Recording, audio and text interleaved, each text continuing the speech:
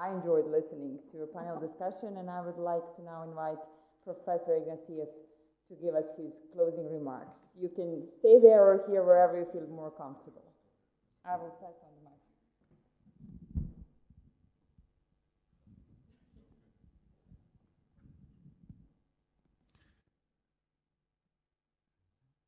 I have a feeling that I'm like an extra serving of dessert.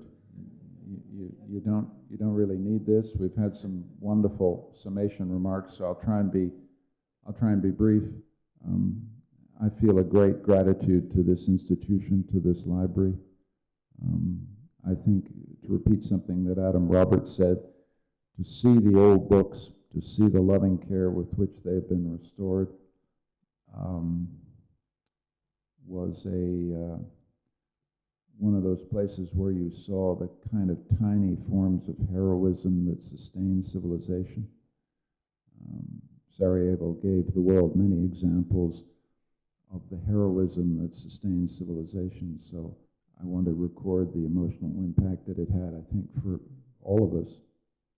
You don't normally think of book restorers as heroes, but they seem to me heroes.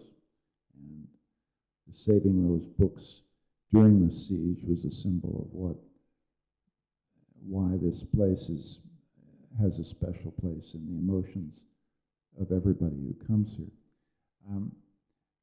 It's been a somber day in a way, because if you think about why we're here to commemorate the 100th anniversary of Andrew Carnegie, an American billionaire who believed that you could achieve peace by dialogue among different religious confessions.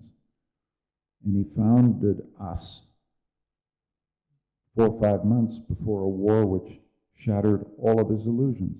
And so, in a sense, it's a centenary of a very somber kind, an encounter with the illusions that made us possible.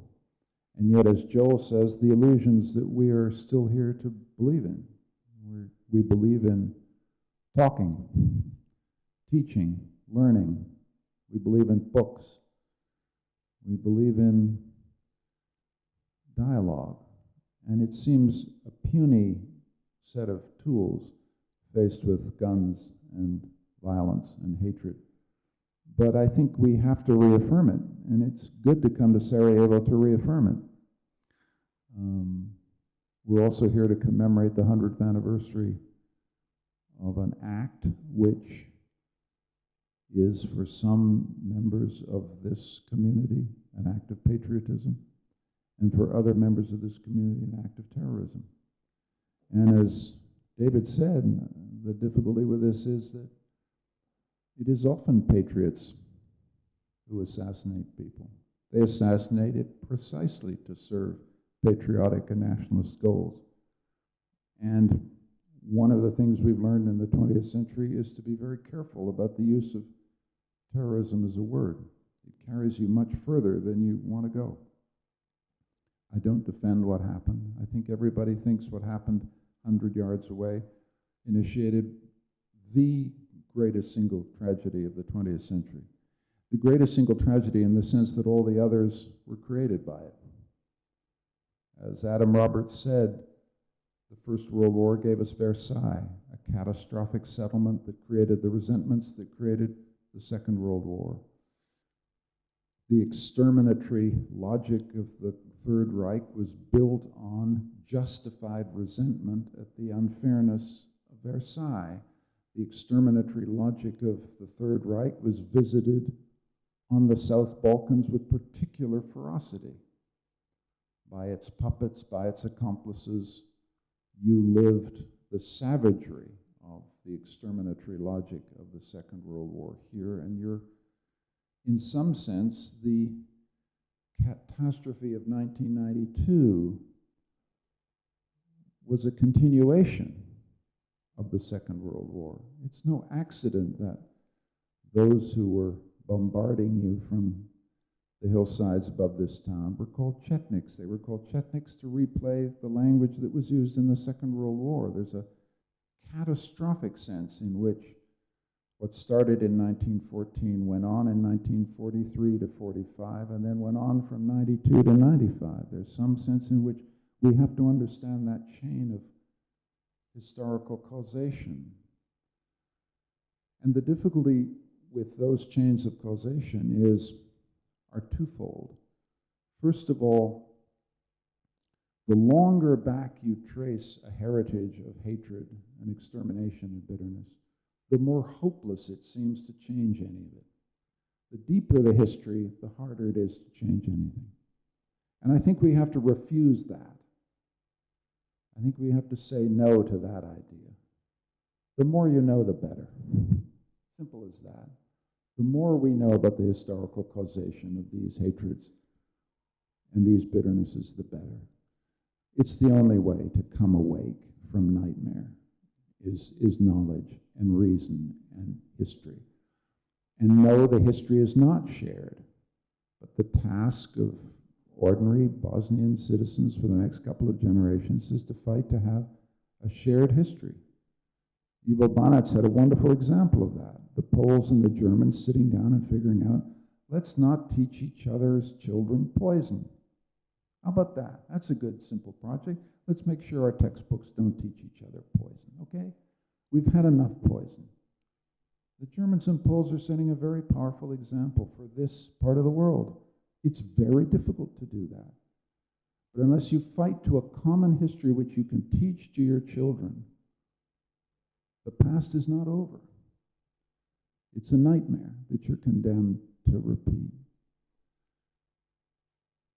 When Margaret Macmillan said, and when Adam Roberts said, none of these conflicts were inevitable, I think that's very important as well.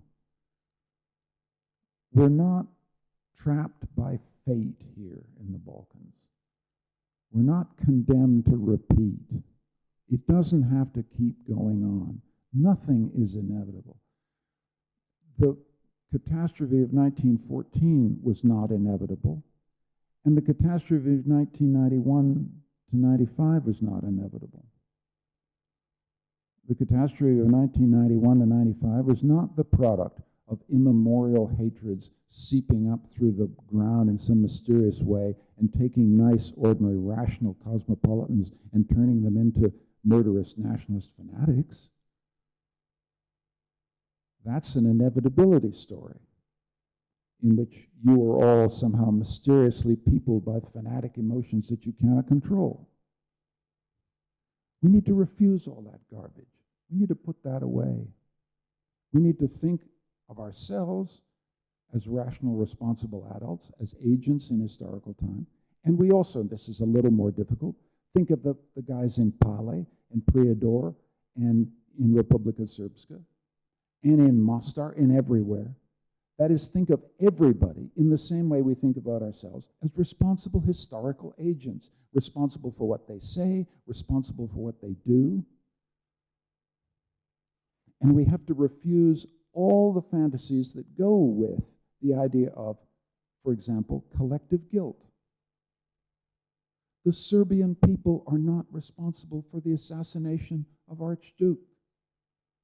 The Serbian people are not responsible collectively for the crimes that their culpable individuals committed. Why do you have a process at The Hague? Why do you have justice at all if it is an individual justice?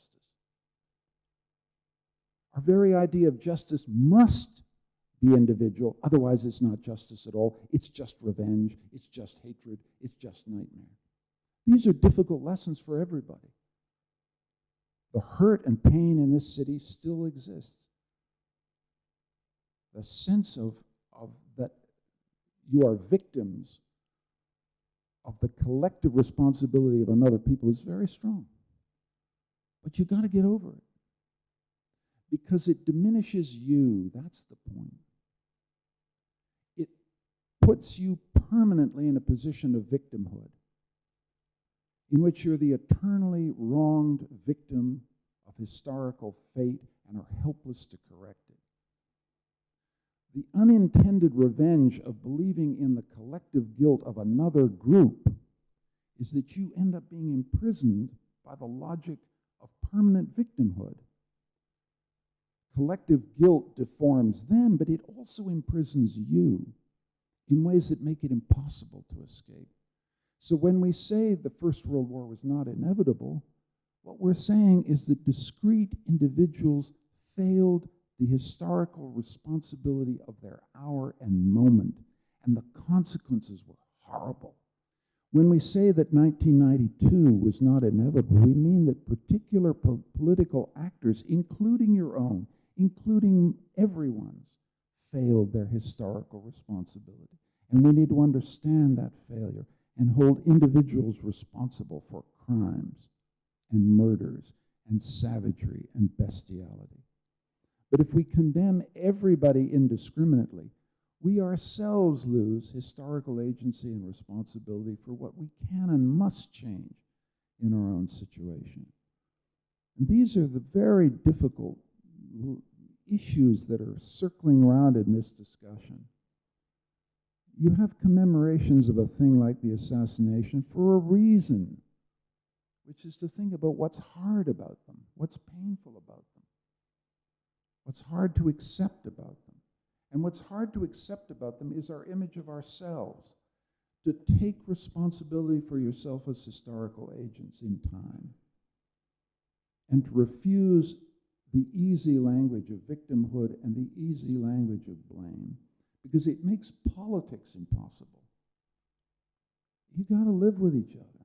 We all got to live with each other. Nobody's going anywhere. The Balkans will still be here in 1,000 years. There'll be Serbs here in 1,000 years, Croats here in 1,000 years. There'll be those beautiful mosques will be here, God willing, for another 1,000 years. We're stuck with each other. We don't have to love each other. This is not a council of brotherhood and unity. We did that, didn't go so well. It's just a council of deep individual responsibility for ourselves as historical agents in time. Sorry to do a sermon. Canadians always do sermons. You'll forgive me. You can tell me it's all rubbish. That's why I come to Sarajevo, to be told it's all rubbish. I love this community deeply. I've learned from it all my life, and I hope some of what I have to say is of use to you today. Thank you very much.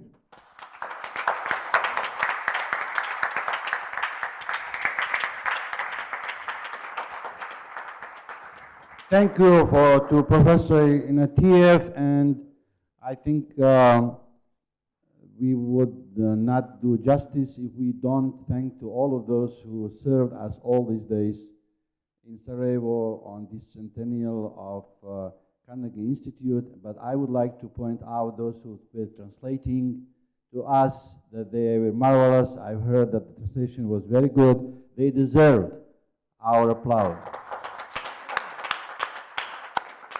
I would like to thank to the Islamic community, His Eminence Raisul Ulema Hussein Kavazovic, who accepted to be the host of this gathering, and the director of the Gazi Survey Library, Mustafa Yahic. Please stand up just to see you for good organization. And also, we would like to thank to the university, American University in Bosnia and Herzegovina. Please, can you stand up, Rector? And of course, those who were about media and all UNA, can you stand up just to thank you very much? And of course, my dear friend who made it possible, I think together with President Rosenthal, my dear friend Haris Romic, who is here. Please, Haris, stand up. You deserve.